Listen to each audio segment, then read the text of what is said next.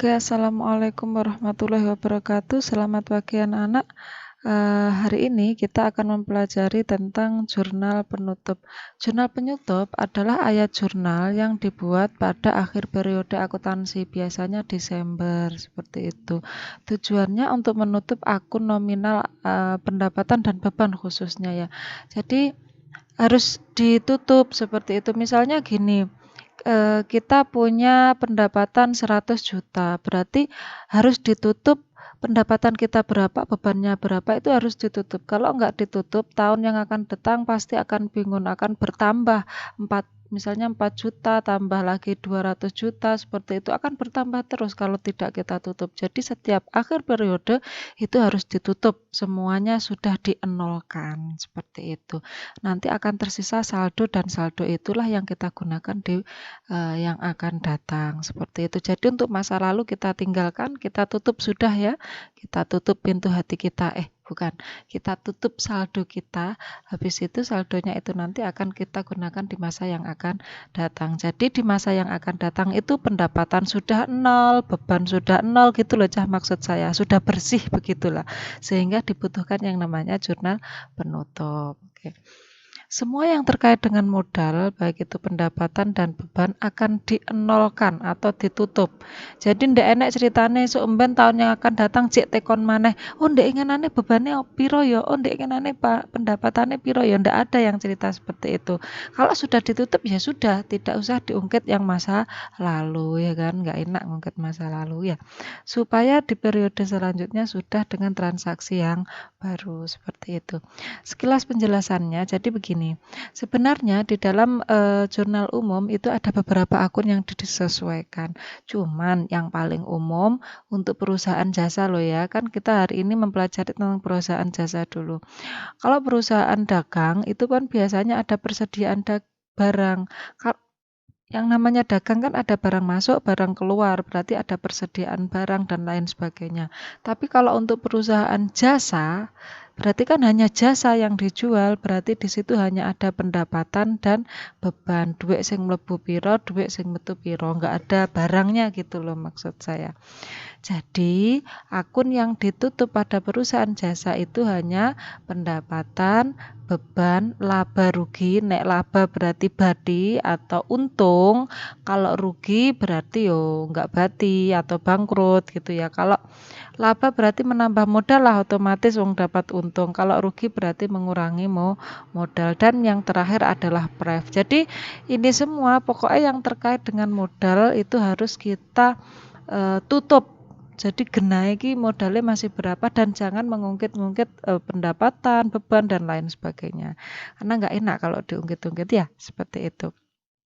Oke, menyusun jurnal penutup. Yang pertama adalah mengkreditkan beban dan mendebitkan ikhtisar laba rugi.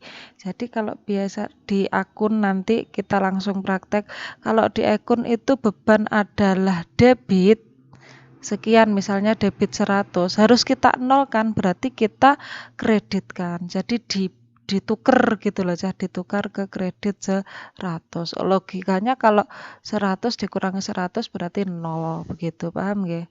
Jadi awalnya beban itu di debit 100. Setelah itu karena kita tutup, kita harus mengenolkan, maka kita arahkan ke kredit 100 sehingga otomatis 100 dikurangi 100 sama dengan 0 dan mendebitkan ikhtisar laba rugi. Jadi itu mengimbangkannya dengan ikhtisar laba rugi. Terus selanjutnya pendapatan, mendebitkan pendapatan dan mengkreditkan ikhtisar laba rugi. Jadi pendapatan kalau nanti kita lihat di worksheet itu pendapatan ada di kredit misalnya 150, maka untuk mengenolkan kredit ini kita putar ke debit 150 ya kan, 150 dikurangi 150 sama dengan 0. Intine asale dhek iki ndek debit berarti dikredit, intine nek areke ndek nggone kredit berarti ditaruh di debit, diputar begitu loh supaya bisa 0. Terus mendebitkan ikhtisar laba rugi dan mengkreditkan modal jika laba. ikhtisar laba rugi. Nanti kan kemarin kalau Salon Vita itu kan laba ya. Berarti nanti ikhtisar laba rugi di debit, kreditnya adalah modal, maksudnya labanya itu. Terus mengkreditkan ikhtisar laba rugi dan mendebitkan modal jika rugi. Mengkreditkan pref dan mendebitkan modal. Jadi pref itu kan awalnya di debit kan ya. Prefnya misalnya 50. Maka untuk mengenolkan kita harus mengubah prefnya itu menjadi kredit. Kredit 50. Apa pengaruhnya? Pengaruhnya otomatis pada modal lah, kan uangnya berkurang. Modalnya di debit. Oke. Gitu ya. Nanti kita langsung praktek aja.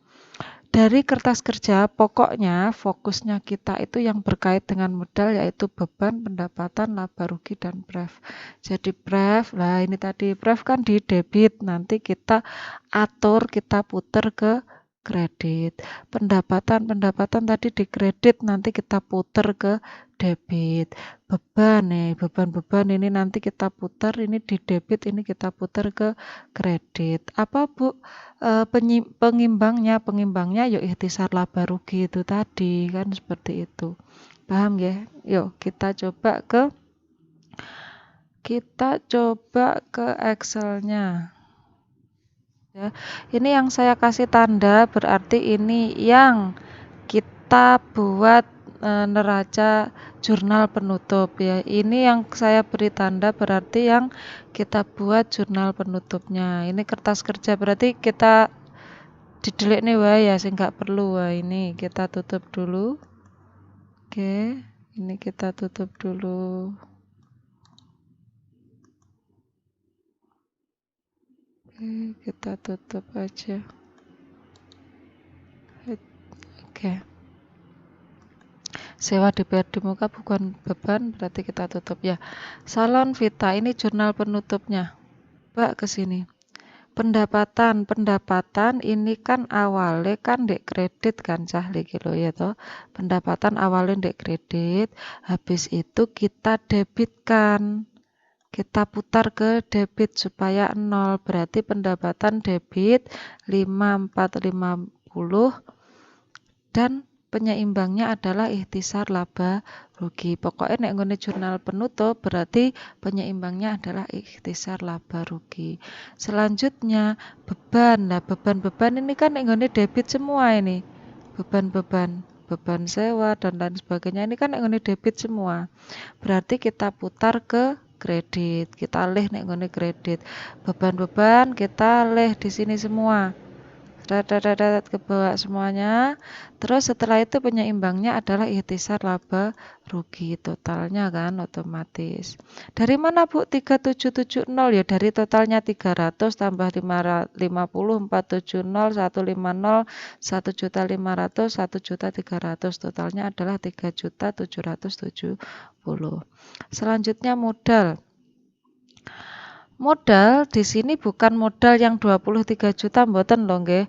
Modal di sini maksudnya adalah laba atau ruginya, bukan modal yang awal-awal mboten lho nggih. Maksudnya di sini karena kita menutup pendapatan kita berapa, bebannya berapa, berarti yang kita lihat ini awake dhewe iki badi apa rugi. Kalau laba berarti kan di sini labanya awalnya di debit. Awalnya di debit ini kita kreditkan, kita putar ke kredit.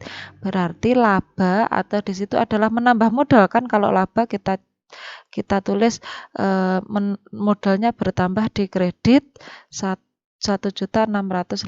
Apa penyeimbangnya? Penyeimbangnya adalah ikhtisar laba rugi 1.680 sama ya. Penyeimbangnya adalah ikhtisar laba rugi. Yang tidak sama adalah ini pref. Pref di sini kan prefnya itu debit 200.000, berarti harus kita putar ke kredit. Kita alih ke kredit 200.000. Pref, di sini kenapa Bu kok tidak ikhtisar laba rugi? Karena Pref itu kan ngambil uang perusahaan, Cah. Tidak ada kaitannya tentang pendapatan, tidak ada kaitannya tentang beban, karena memang uang itu benar-benar diambil, bukan hasil dari pekerjaan itu. Sehingga Pref itu tidak masuk pada ikhtisar laba rugi, tapi langsung pada modal. Ketika ngambil uang berarti modalnya berkurang, modal berkurang di debit 200.000. Kalau sudah kita total, seret, totalnya adalah 11.100.000. Ini juga kita lihat totalnya adalah 11.100.000, maka sama atau balance, begitu ya. Oke, itu adalah jurnal penutup untuk hari ini. Sampai jumpa minggu depan. Saya akhiri. Wassalamualaikum warahmatullahi wabarakatuh.